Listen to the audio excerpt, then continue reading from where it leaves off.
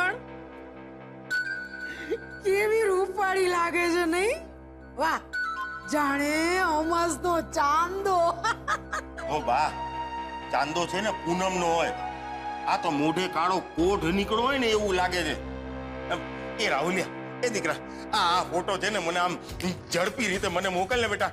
એટલે હું છે ને આને આગળ મોકલતો થાવ, સમજ્યો ને? હે હે હે હા હા, મોકલાવી તો દઈશ, પણ એની કિંમત છે પૂરા 15,000 રૂપિયા. બોલી બા, તમારી પીવડાવેલી ગળથુથી પાછી બોલી. પક્કા તમારા જ સંસ્કાર છે આ નાલાયકમાં. હા ભાઈ, જ્યાં માફ કર્યા તારા 15. અરે વાહ, જોયું? આને કહેવાય બાપનું કાળજું. માફ કરી દીધા ને? ભાઈ, પણ આજે નહીં તો કાલે થવાનું તો હતું જ ને. કિંજલરીના ઉપાડા ઓછા છે. કોક દાડો સુસંતીઓ તો કોક દાડો ઉત્કર્ષીઓ, કોક દાડો કોકને લાફો ઝીકી દેવાનો તો કોક દાડો કોકની હારે સગાઈ તોડી નાખવાની. તો કોક દાડો તો કોકનું ખસકે તો ખરું કે નહીં? વાત તો સાચી બા, પણ એ રાહુલિયા, હા, મને એમ કે આ બે માંથી કોણ હશે, કે પછી કોઈ ત્રીજું જ?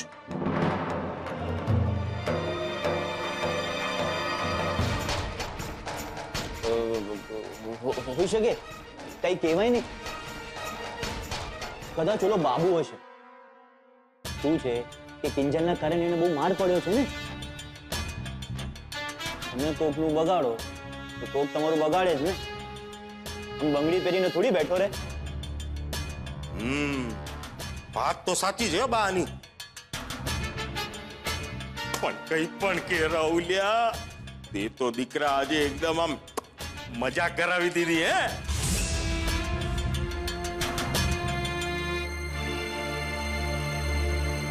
આટલા સારા સમાચાર મારે ઉત્કર્ષને આપવા જ પડે ને.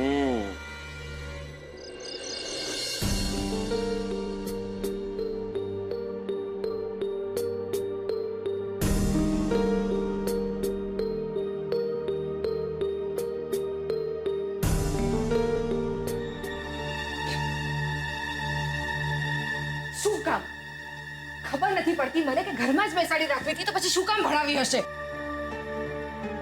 શું થયું સેજલ? કેમ આટલું બડબડ કરે છે? બડબડ કરવા સિવાય બીજો કોઈ ઓપ્શન રાખ્યો છે મારી પાસે પપ્પાએ? કાંડા કાપીને હાથમાં આપી દીધા. ફાઇનલ ઇન્ટરવ્યુ આપવા જવા માટે ના કહી દીધી. કહે છે કે ઘરમાં બેસ. ના ના, પપ્પા આવું બોલે જ નહીં. એમ તો જા, તું જાતે જઈને પૂછી આવ. મારી જિંદગીના 7 થી 8 વર્ષ મેં સીએ બનવા પાછળ ખર્ચી નાખ્યા. શું કામ? અરે કે હું પગભર થઈ શકું, સારી ડિગ્રી હોય તો સારું કમાઈ શકું, પણ ના. સેજલ દીદી, મને લાગે છે કે પપ્પા છે ને બીજું કઈ વિચારતા હશે અને ભૂલમાં તમને આવું કહી દીધું. કપાળ મારું બીજું કઈ વિચારતા હશે? તારું રેકેટ ક્યાં છે? જા, જઈને લઈ આવ અને એ લઈને નીચે જા. તને પણ કહી દેશે કે ઘરમાં જ રમા તારું ટાકટુક ટાકટુક. અરે યાર, આ બા એકલા ઓછા હતા કે પપ્પા પણ આ બધું બોલતા થઈ ગયા છે? સેજલ, મને લાગે છે કંઈક મિસઅન્ડરસ્ટેન્ડિંગ થઈ રહી છે. જી ના, આ જે પણ અન્ડરસ્ટેન્ડિંગ થઈ છે ને એ તારા કારણે થઈ છે. તારું જે પેલું રંગ પ્રકરણ થયું ને એના કારણે. બીજા શું જરૂર હતી તારે દોડડાયા થઈને દૂધ લેવા માટે જવાની? ઇન્સ્પેક્ટર રાણા, વાત સિમ્પલ છે. જો મારે કિંજલને હેરાન કરવી જ હોય તો હું મારા જ મોઢા પર મારા જ મોઢાનું માસ્ક શું કરવા પહેરું? ડાયરેક્ટ તેની સામે જઈને ઊભો ના રહી જવું? બની શકે કે આખું તારું પ્લાનિંગ હોય. બધાને કન્ફ્યુઝ કરવાનું, બધાને ભરમાવાનું.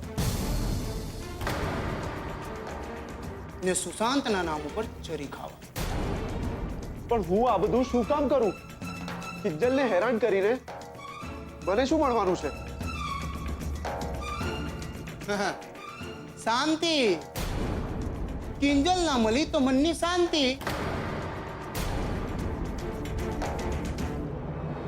યાદ છે ને? યાદ છે ને પેલો જયા પાર્વતીના વ્રતની ઉજવણીનો દિવસ?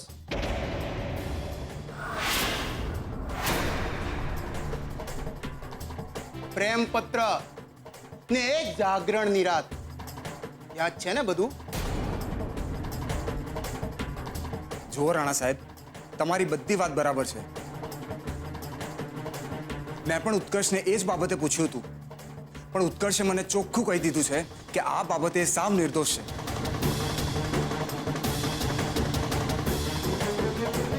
રાણા સાહેબ, એટલીસ્ટ તમે મારા પર તો વિશ્વાસ કરો. ઠીક છે, પણ યાદ રાખજો ઉત્કર્ષ, તારી દરેક હિલચાલ ઉપર મારી બાજ નજર છે.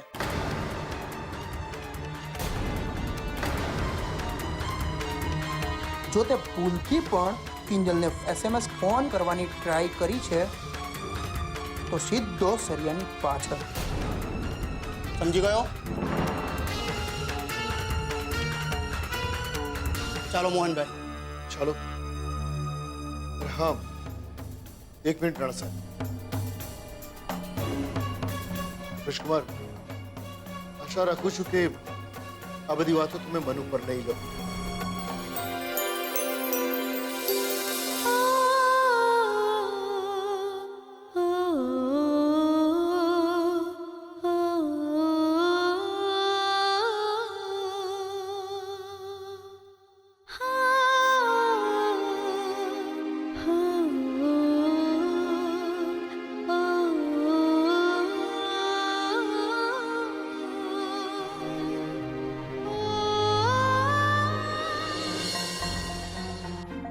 Kinjal, I love you.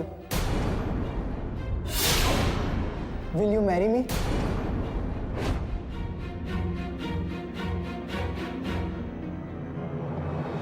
ઉત્કર્ષ વિરુદ્ધ છેડતી, હેરાનગતિ ને માનસિક ત્રાસની ફરિયાદ નોંધાઈ છે.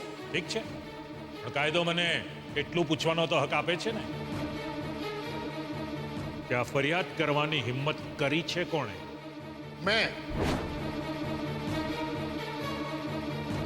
બોલો, શું પૂછવું છે તમારે? બસ એ જ કે ગઈકાલે રાત્રે તું ક્યાં હતો? તારી પાસે કેટલા સિમ કાર્ડ છે? લાવ, તારો ફોન આપ, મારે ચેક કરવો છે.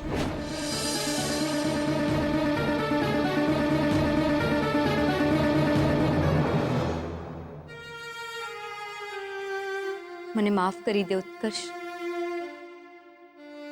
આજે તારા ઘરે પોલીસ આવી અને તારી સાથે જે કંઈ પણ થયું એ વાતની જાણ મને નહોતી.